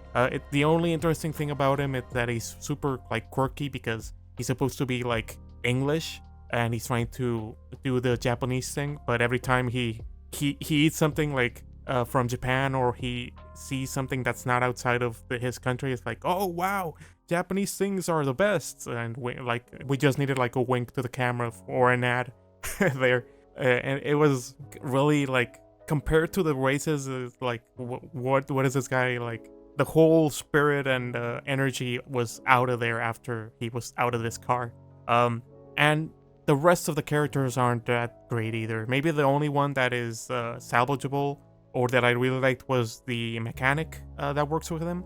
But the love interest is supposed to be like this strong, somewhat female protagonist, but at the same time she's fully head over heels for the protag because of his physical appearance, and she's also like a flag girl, which is a little creepy because he's supposed to be a high schooler, and that also doesn't help because one of the racer's friends, another one of the racers, is so damn keen on getting a kiss from her, and it's way too creepy, dude. It borderlines with the guard dog thing, where the age difference is way too unsettling, honestly. And I hate that that's his whole character. He does have his mentor part, which is way overlooked because of his horny side of wanting to just win a race because he needs to kiss this girl on the cheek. Like, okay. Or have the girl kiss him on the cheek. And I know at one part we're gonna get like the whole love story triangle thing. and I'm not looking forward to that. Honestly, that's going to be the low point of the series whenever we get a season 2. So yeah, the focus on the girls, the focus on the really bad relationship, like love interests, and the whole characters themselves outside again from the races are just so like boring, so archaic at times. But again, that's just me being salty because again, this show got way too much headlights onto it instead of Overtake, so that's just me being really salty. I still had a lot of fun with it. I followed it all the way through. I was enjoying the races. I was enjoying the twist, the detail to the racing and the cars, and really cool Eurobeat soundtrack that every episode had at least like 2 or 3 tracks that were accompanying the races, which was really hype, honestly. So it's hard to hate it completely. I just think it could have been better if it did some of the really dated stuff to it. So yeah, if you're a fan of racing anime, you're gonna love this one. You're just gonna have to stomach a bit of cringe here and there, but honestly, it's pretty good.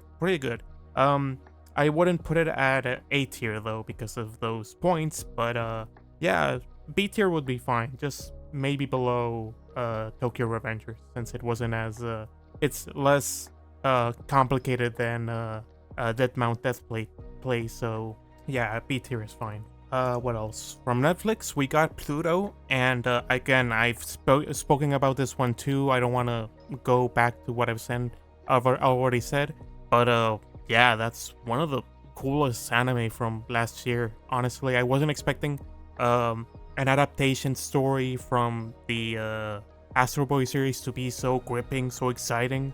But honestly, since I learned that it's from the same person who created Monster, which I've only seen like 10 episodes of, I've been hooked with that series. And I've been able to I don't know, hopefully watch it more after I check out Winter, because that's been really fun to watch, and it's been really cool. I love the whole vibe and feel of it.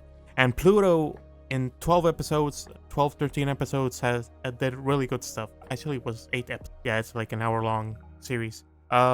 With 8 episodes. Sorry about that. So take the Astro Boy series and like transform it into this gritty world with actual consequences to the war. People being biased against machines, and these machines being so overdeveloped to the point that they actually have feelings and are, I don't know, morally they have a moral compass and stuff like that. It's really good. Not just the action might have suffered some parts because it wasn't as great as you would expect or you would hope, but honestly, the action is the least prominent part of this show, and why it's good. It's the characters, so well developed characters, well explained characters. The interactions, the drama, the twist out of nowhere, the villains that we got, the explanation of why this is going on is really well thought out as well.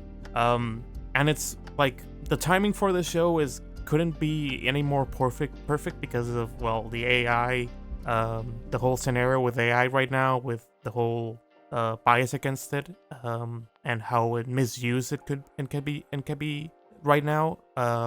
I don't know, the war aspect, which I don't want to go into more of that, but yeah, that's like obvious, really obvious. Yeah, I don't know. I kind of don't want to step on my own things that I've said before, but yeah, it's really dang good. The animation, the music, the OST, like mystery genres right now were big on 2023, and I more than likely would say that Pluto was the best one. Except maybe for Apothecary Diaries at some points, but Apothecary Diaries is a whole other like vibe from Pluto, so that's a tough comparison. But again, for eight episodes, and each episode being 1 hour long, I couldn't stop binging it. I couldn't stop watching it, so that has to be a really good point on its favor. So I don't know. I would really recommend you see it, even if you're not an Astro Boy fan, because I wasn't. But I'm now more than interested to at least check it out at some point. But yeah, it's phenomenal stuff. So yeah, that's easily an S tier as well. I would just put it below Apothecary Diaries right now, but honestly, really good stuff. I also had one more I had to check out from Netflix that I did check out before making the fall video. It's Akuma-kun, if I remember correctly, actually. It's supposed to be based on an older cartoon as well. And it's a kid who is not haunted, or he's like accompanied by a ghost, like a ghost who is good at mystery solving. But it's not a one-to-one like recreation. It's actually an adaptation that goes for the future of this character, of this little, like, I don't know if he's not a ghost, but he has magical powers like a vampire, stuff like that. Honestly, it was fine, but compared to a lot of the other shows we got this year, it's honestly really forgettable. The animation is fine. I really like the style it has, but a lot of the jokes don't really land. They really try to do some creepy stuff, but it compare this to the other show we got from summer. It's not Hell's Paradise. No, I forgot the name. But the one with the chibi girl who is looking for spooks in Japan. That one was actually scary. So compared to this one, it's just a cool Halloween vibe. Maybe if I had checked this out during Halloween, I could have gotten a bit more into it. But it's just fine. It's like there's nothing to it. I honestly can't really explain it more than that. And maybe if I had seen the original show, I could have been more enthralled by it. But nothing to it, honestly. So it's fine. Only it's like bottom C tier for me at the moment. But not trying to knock on it. But yeah, it's not as strong as what the rest of all these great shows we got. So it just had a lot of things against it just to prove it, you know. Okay, before I go into the other really strong ones, the unexperienced me and the experienced you, I think that was our dating story. The experienced you and the inexperienced me, pretty bad.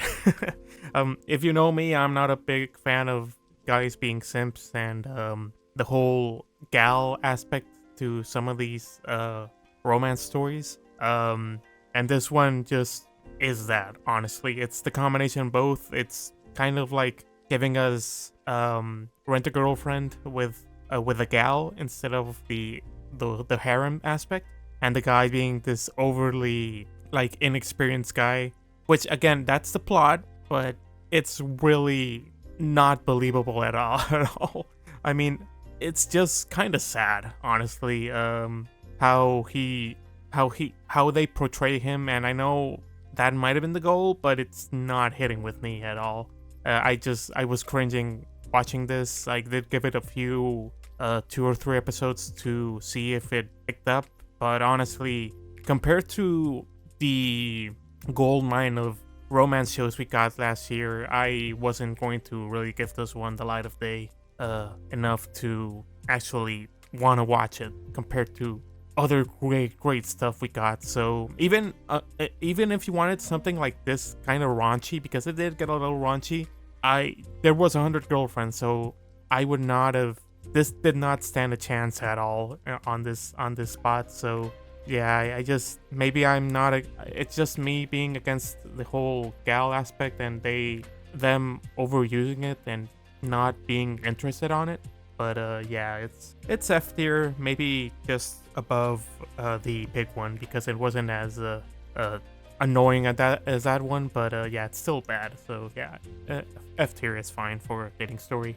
Apart from that one, the only other one that I'm sort of disappointed on how it didn't deliver at time. Maybe if I had given more of a chance, it could have been better, but I wasn't patient enough. It's the Returner's Magic Should Be Special one. An adventurer comes back in time after his party is defeated by a Demon King, kind of like the Ragna Crimson one, but way less dramatic per se. So they actually just defeated the Demon King, if I'm remembering correctly, but the Demon King had his like failsafe in order to destroy the world or destroy them. So he gets the chance to go back in time and actually, apart from saving them, be able to save his comrades who died in battle. And that is a really good. I love stories like that. I've been liking Ragna Crimson for that reason. But this one immediately goes from him being this adult adventurer going back to high school. So we're stuck in the it's like Harry Potter per se, but not super focused on magic. It also has the sword stuff, but it also adds the snooty economic divide where the poor people get sent to Class B and the rich guys are sent over to Class A and stuff like that, you know? So there's that, and I feel like it's a little unneeded, honestly. If a lot of that commentary has been done to death in these kinds of stories or in anime in general, and I don't know. I would prefer to just see Mashley at this point, which is a stronger show in my mind, even if we didn't get the drama. But again, the whole idea of him having to save them and trying to change his future is cool. There's another show that does this a bit better, Tearmoon Empire. But again, I was still looking forward to what they were gonna do, and I got to like episode 6 or 7, and he starts recruiting his classmates. A girl since he's actually really powerful, so he knows how to approach this now. So he recruits a girl who falls in love with him, but it's a tsundere, and a guy who is like super powerful, but he doesn't know that yet. And it's kind of working, but at the same time, there's a lot of like, again, the whole socioeconomic thing weighs this down way too much. It's not as interesting as the first few episodes. There's little action. There's more of a training arc to it. It goes more for the social aspect as well, more like character interactions, and it's not great at it. It's the typical interaction with the girl. It's typical tsundere, but it's not like an interesting tsundere, honestly. There's a mix there, and it's not that great. It focuses a lot on twists and turns when the twist isn't even that good, and stuff like that. I don't know. I'm trying to explain it, but at the same time, a lot of those twists and a lot of the development story-wise aren't that interesting, honestly. I would think that after they get away from the school or they actually have their whole team ready, it gets more interesting, and maybe they'll get a season 2. I'm not sure if that's been confirmed or not, but there's way better shows for this kind of plot out there. Ragna Crimson is one of those examples, so yeah, it just had a tough time with such a packed schedule. So it's not bad at all, but just kind of generic at times. So I would put this, I don't know, over 16-bit generation, for example. So C tier. Actually, I would put this over Under Ninja as well. So yeah, C tier, but nothing too great about it either. Okay, next one. This one is a long title. I'm giving the disgraced noble lady I rescued a crash course in naughtiness. Heck of a title, one of the weirdest ones out there, and it's fine. I really like the beginning of the show, where it's supposed to be this really innocent girl who's been convicted by her government, royal government, about being a traitor, which she isn't. She got framed for it. And since she's escaping from the guards and stuff, she wanders on to this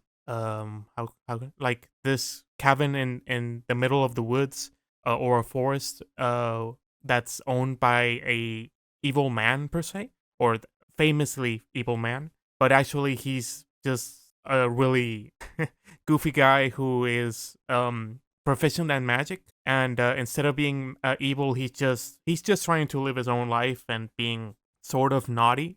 But by naughty, I mean he doesn't like conform to living in a city or doing stuff that other people like to do or stuff like that. I don't know. He's not even a bad guy. He acts like it, but he's honestly kind of charming and nice. And so their relationship moves from prisoner per se. Instead of that, it's more like this guy is trying to teach her to stop being so nice and so worried about what other people will think about what she's doing, like etiquette wise and stuff, and just have her relax, kick back, relax, and I don't know, just enjoy sweets at times, or just enjoy going shopping or stuff. It's like really innocent like that, but the interactions between them both is really cute. Honestly, I really like their chemistry. I like what they do. Um, and I was enjoying it for about like 6, 7 episodes. Well, 4 or 5 episodes, but I got to episode like 6 or 7, and it kind of started getting a little samey through each episode. Um, he shows her how to do something naughty per se. She gets a little flustered. She makes him feel flustered, and there's a lesson at the end or stuff, something like that, you know. Um, and I was kind of hoping the story would move along. There was going to be more to it. But it's just one of those anime that takes it like the relaxed way. It's more like fantasy slash slice of life kinda. And a lot and a bit of comedy here and there, but it's not one of those shows that you would laugh out loud to, honestly. If you wanted something like super tranquil and cool to look at, it's fine for that purpose. But again, with such a packed season, it was kind of hard to keep me interested for all those episodes while doing the same thing or over and over, you know? Even if, again, I really like the main girl, I like the main guy, but sidecast could get a little better. They were a little bit annoying at some parts, but yeah, I don't know. It's nothing to write home about. But if you wanted something, I don't know, heartwarming in a sense, it's fine. But I would just put it at like C tier, top of C tier, which is fine. I don't think it's as good as or as gripping as anything from B tier for me, but it's borderline B tier. Just a top of C tier should be fine for it. What else? I don't know. There is Stardust Telepath that I did talk about, and honestly, I kinda regret talking about that anime from fall because even though it is really heartwarming and nice at the first episodes, it kind of suffers from the other show, where it just keeps being super repetitive, and the main girl is trying to overcome her social anxiety and stuff, but compared to other shows that do that, like biggest example right now, Bochi, um, I feel that her progress to doing that was so damn slow, and I found her a little bit annoying. Voice is fine, but when she keeps muttering stuff or keeps doing the whole shaky, cutesy kind of voice when approaching someone, it got a little bit old, honestly. I didn't think it was gonna happen to me because I did think I was enjoying it at first, but I don't know. I just kind of lost a little bit of patience with her. The rest of the cast are fine. Honestly, this show just feels like a watered down version of Do It Yourself. I think Do It Yourself was way more interesting visually, and character wise, it was way better. This one just feels like not as good as strong characters for that kind of dynamic, you know. Um, I don't know.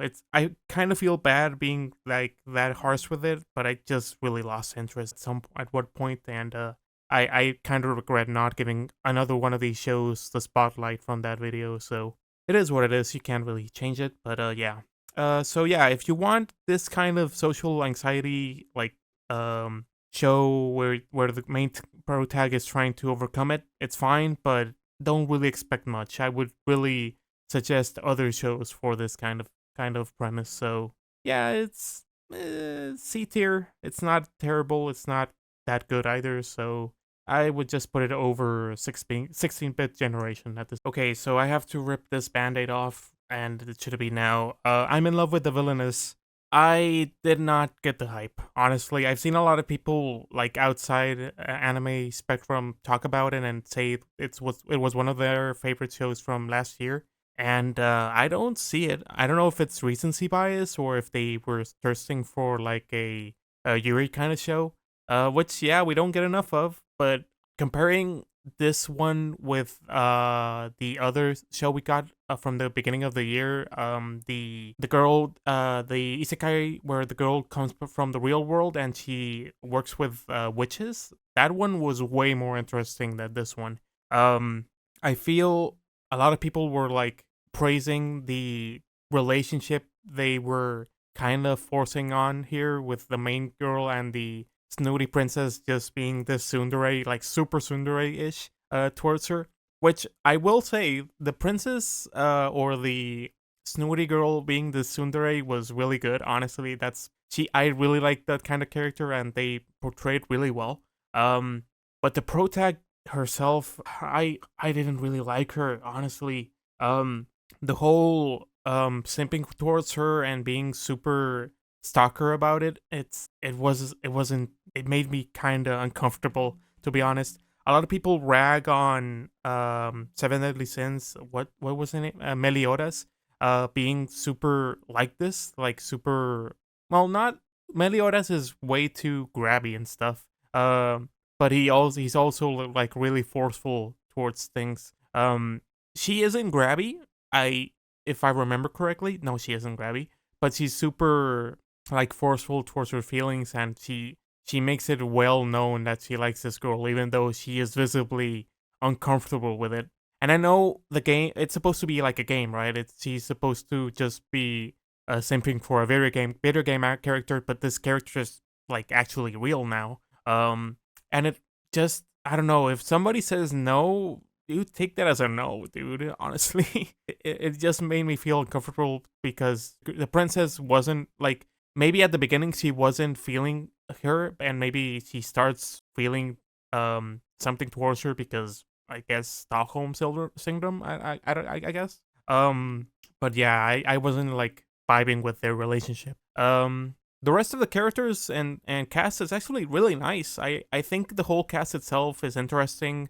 The other princess, the other people they interact with are fine. But what really took me out of it was episode 4, I believe. After multiple episodes of the protag just stalking and forcing her feelings towards this girl, they come out with a section of the episode where the protag admits that she's gay.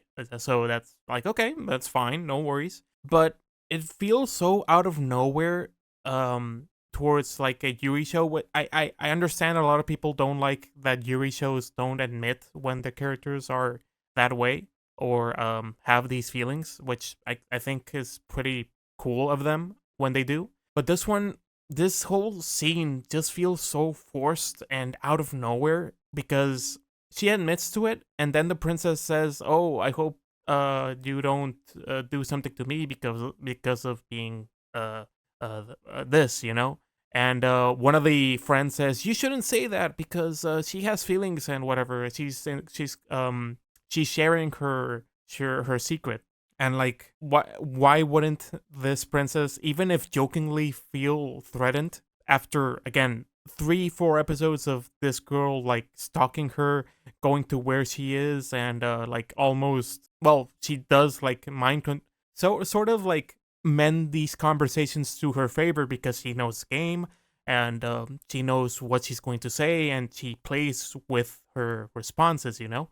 So it's kind of like it's effed up in a sense. I've already said it, but I feel like the show wanted to have like a moral high ground for some reason, uh, and it didn't feel right with me at all. Like, why would you put, if you're gonna make the protag a stalker, like super simpish stalker, and then have the victim of this question and be a little worried about her safety, even if again jokingly, and then just reprimand the character for feeling that way, like justly feeling that way, was so annoying. Like one of the most annoying moments of this show, and one of the most like out of left field scenes. And I was actually visibly angry at this episode or at that scene because it just felt like something out of nowhere. Like this show was not going to do this. It wasn't going to build to this for whatever reason. Like this lesson. which again, nothing against the lesson. I totally understand, and it's cool that he's able to like come out per se. But honestly, like it's not, this kind of show is not, wasn't building towards this. It's not deserved. It's not a moment like, yeah, like no. There was nothing that was pointing to this, and it felt so forced, super forced. Again, I was gonna say this, like one of the most forced anime scenes I've ever seen. Like, and I did see the divide. I was checking like my anime list and forums, and I did see a divide where people were like, it was okay and they liked it. But I saw other people seeing what I feel, and I was at least like a little vindicated for that. But I don't know, man. It's just, again, it just felt really out of left field for me, and it really stopped making me interested in the show. I did make it halfway, but maybe just me not being I'm not against Yuri. I think, again, I did see the magical girl one from Winter and Licorice Recall. Even if they aren't Yuri, it kind of goes towards that direction at points. And I enjoyed both of those shows. But this one, again, if it were a guy doing this to her, I think a lot of people would be mad. That's basically it. So if a guy was the guy who was a stalker, who was trying to lead her towards feeling a certain way and playing with her emotions and opinions and answers to the certain scenarios she would have in a game, I think a lot of people would be mad at the show, and it probably would have been like canceled on Twitter and stuff. So kind of think about that, honestly. So I don't know. Maybe a lot of people are not on my mindset, but hopefully some are. I just didn't like the show in that part, so a lot of points lost there. But as a fantasy show, as an isekai per se, it's, and the villainous aspect, and again the villainous part is really well done. The cast, the whole scenario, the school scenario is fine. So yeah, it's still decent. I would say it's still a C tier above some of these here, but again, that part just really made me feel uncomfortable. So I don't know. I'd still recommend it if you need a Yuri show, but there's way better ways to do this without being preachy, you know. So C tier above Under Ninja, but with a big asterisk. And speaking of feeling uncomfortable, Vexations of a Vampire Princess. Again, another one that I mentioned because I thought it was really goofy and wacky. And it's supposed to be a vampire princess who was a slob and totally an insider per se, and she gets thrusted into being a war general, honestly, and actually take note of her princess role. So it got really crazy real quick, and I kind of liked it at the beginning. Really goofy gags, the really interesting ways of making the girl who was super weak actually look believably strong to her peers, and being to masquerade her inability to rule and stuff. Really good. I love when animes do that, but it also compared just like the other one, but a little bit more unhinged. It got really too grabby at times, and really no sense of personal space at all. And honestly, seeing the anime studio being Project Number 9, I'm not even surprised at this point. And yeah, it kind of lost me halfway through, because even when the characters were growing and actually getting like cool arcs to them and actually explaining why they were kind of like this, they still go back to doing that. Some other characters are still like this. They still like to overexpose us with a lot of fan service and stuff like that. But again, I don't know. It's kind of tough to talk about that one. It's kind of like when Project Number 9 did the superhero romance show, but the romance show was actually stronger.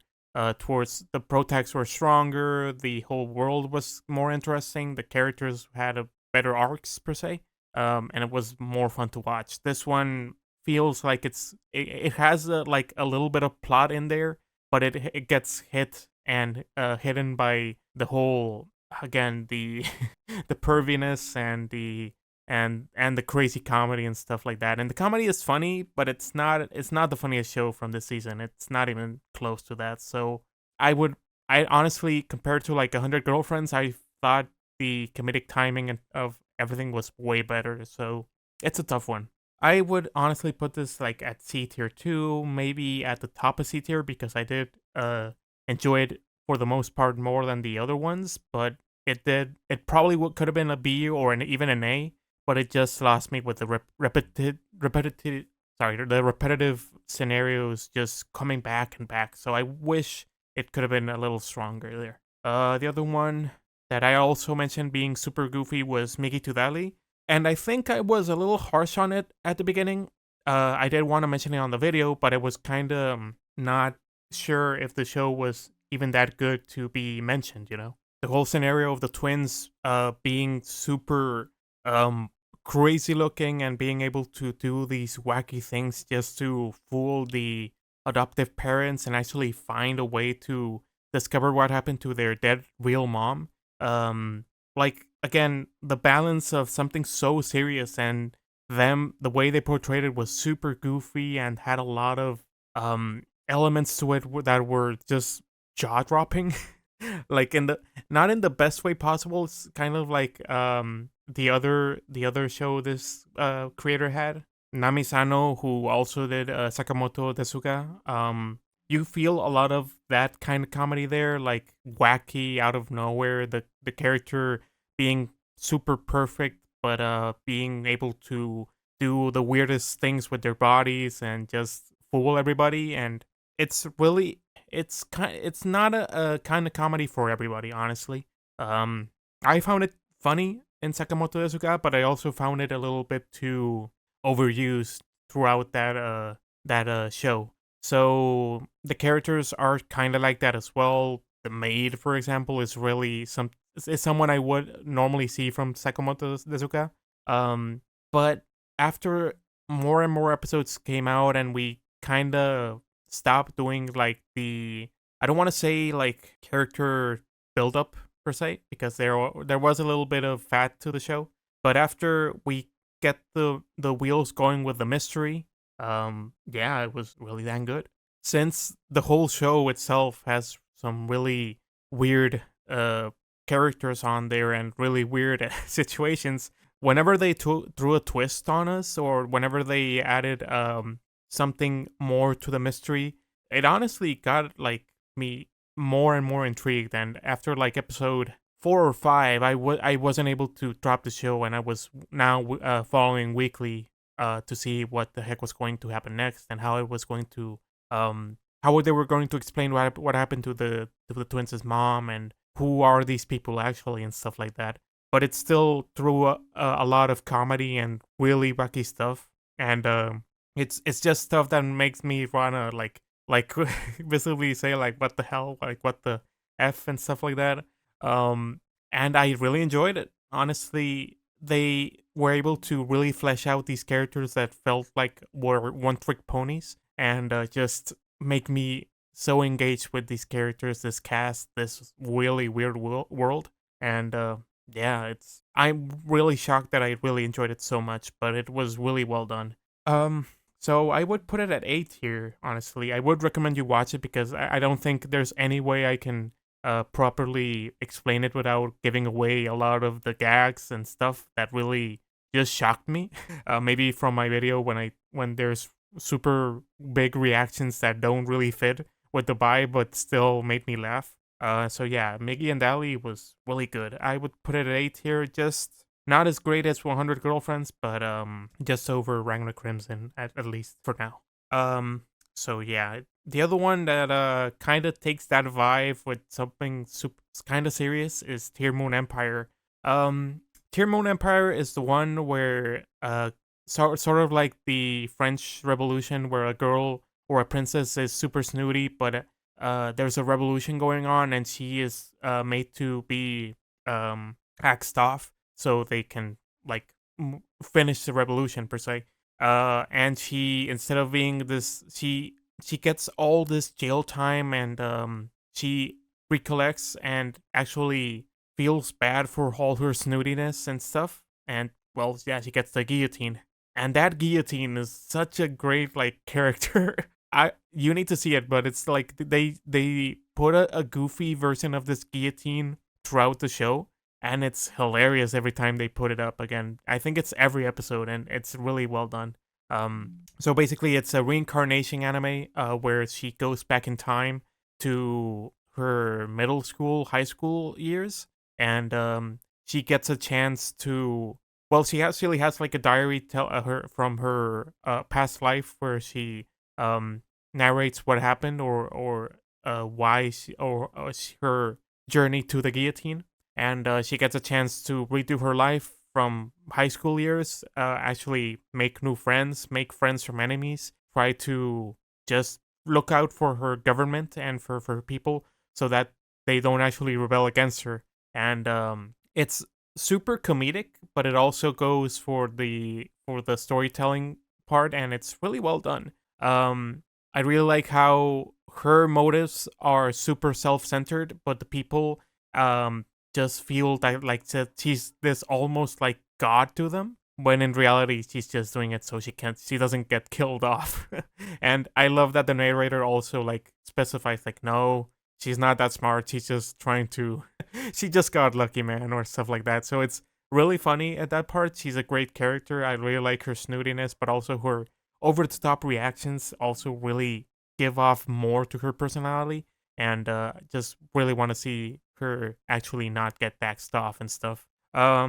Maybe I would have put this at A tier, but I think the finale and the last arc is a little rushed. It it goes way more serious out of nowhere, and it kind of loses me a bit with all the explanation they have to do, because again, since it's out of nowhere and they need to explain this, like, spoilers, but this kind of conspiracy that's going on, they take a lot of time exposition wise. They take a out of she gets taken out of her comfort zone, and the character isn't as great without the other characters that work with her. So yeah, it's good, it's really good, but it just fails to go into A tier for me. But I would put it at the top of B. It's really well done, and one of the best ones with this kind of royalty reviving, or royalty living the slice of life comedy vibe. But yeah, it's really good. Okay, so the last three ones. I've talked about Shangri-La Frontier before. I think it's one of the best anime adaptations I've seen. Well, in terms of video game, I'm going a little bit crazy here, but video game wise, it's one of the best video game animes I've seen in a bit. I've been really happy that it didn't go to the rabbit hole of being like Sword Art Online, where they get trapped in the game. The whole idea of him just being this proficient gamer and just being able to I don't know, just go into the game, be so good at it because he was good at really trash games, and being able to work with his experience through glitches and stuff. It's interesting as hell, honestly. I think the overworld for the game is great. It's one of the best like looking video game anime I've seen, animation wise and design wise. Sidecast is good, really good. Honestly, I like the obsessive girl who can't speak with him, but he's also super overpowered.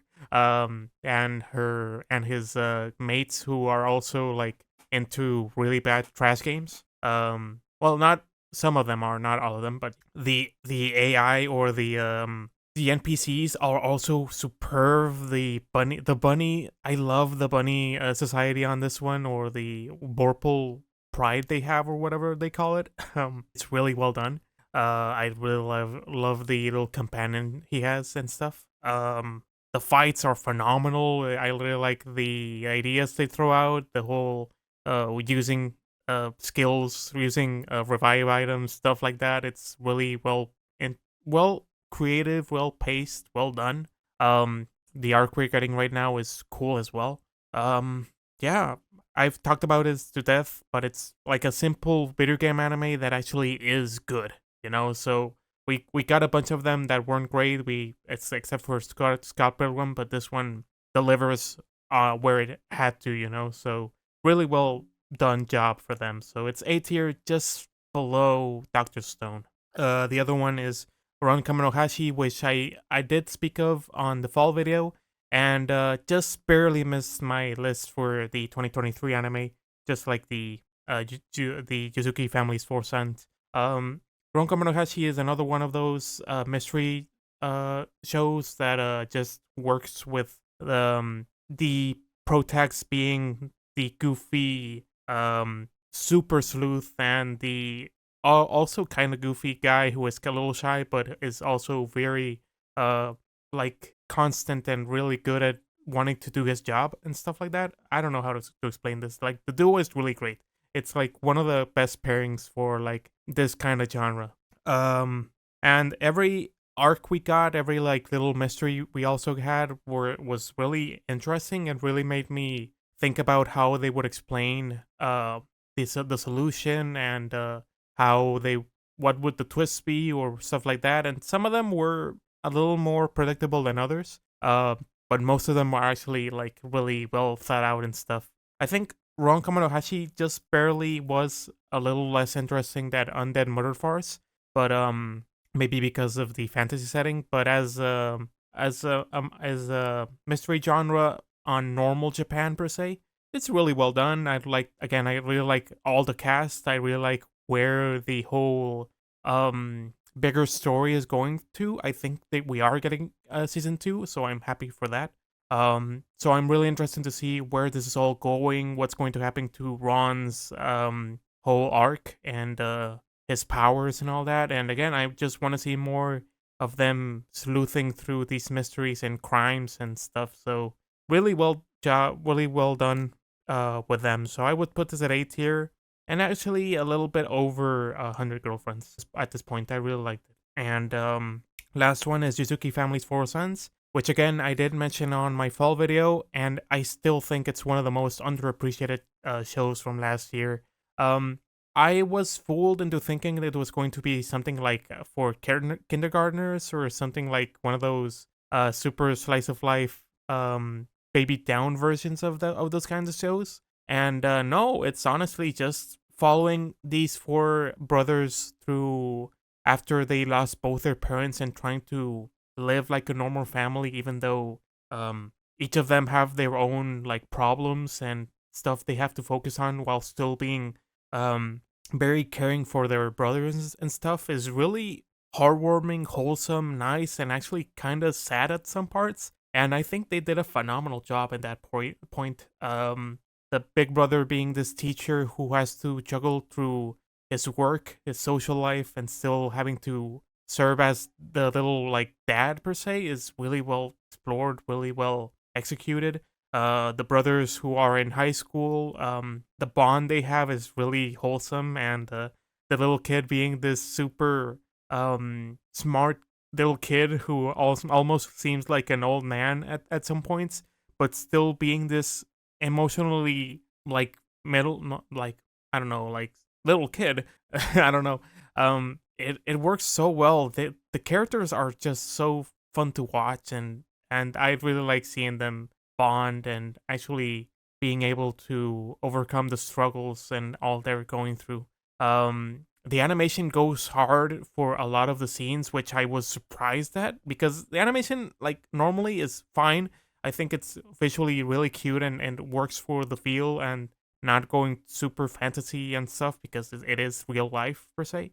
But when they want to convey fights and really difficult moments and really happy stuff, like all those extremes, they really push through with the animation and the different like kinds of animation, like chalk per se, or they go for like kind of like live action, or they want to go through different like phases or styles of animation, and it works really well. Like I was so shocked, and yeah, I really vibe with it. I think it came out in the perfect time of year as well. But yeah, I'm just really sad that it didn't get more hype or more recognition, because it was really well done. So I would put it at A tier too. I don't think at some parts it is a little repetitive. It does take its time to say a few of those stories. They explore them a little too much without going to the point at times. But yeah, it's still, when it hits hard and it's really well done. So I would say it's A tier, just below Ragna Crimson at this point, but really good job for them. Honestly, I really hope. I don't know if we have any material for season 2, but I would love to see a season 2 for this one if we ever get it. And yeah, this would be my tier list for fall 2023. Sorry again if I didn't edit this down or if it was scripted, but with all the work I put in on the anime of 2023 video and actually trying to move on to winter, I didn't have any time for that apart from work and all that junk. So hopefully next time I will be able to edit down a more detailed video and not making a 2-hour stream. So sorry about that, guys. But if you did make it to this part, thank you very much for watching all the way. I appreciate it so much. And if you like the video, please subscribe if you can and leave a like if you'd like to. Stay tuned for maybe something through for the winter anime if I have some time, honestly. If not, we'll go through spring and work on that. And maybe some more things along the way. So again, thank you guys for watching. Stay tuned, and it's been Jules. I hope you have a great one, and I'll see you all for